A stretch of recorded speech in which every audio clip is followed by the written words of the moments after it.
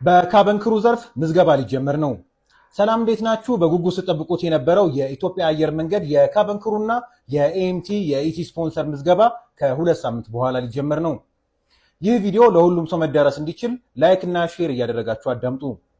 የኢትዮጵያ አየር መንገድ ዛሬ በኦፊሻል ድህረ ገጹ ባወጣው ማስታወቂያ መሰረት በካበንክሩ ዘርፍ መመዝገብ የሚፈልጉ ሴቶችንም ወንዶችንም የሚያጠቃልል ሲሆን ሁሉም የ12ኛ የመልቀቂያ ፈተና የወሰዱና ቢያንስ 200 የኢንትራንስ ውጤት ሊኖራቸው እንደሚገባ ተገልጿል።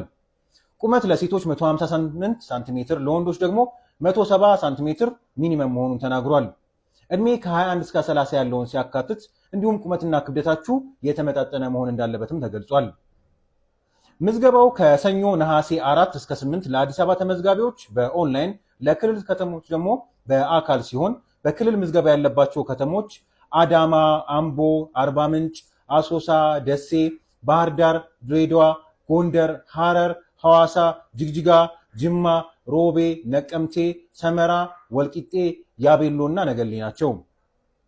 7 በሚሆነው የኤምቲ ዘርፎች ደግሞ በተመሳሳይ ጊዜ ምዝገባ የሚደረግ ሲሆን ዝርዝሩን በቀጣይ ቪዲዮ ሰራላችኋለሁ።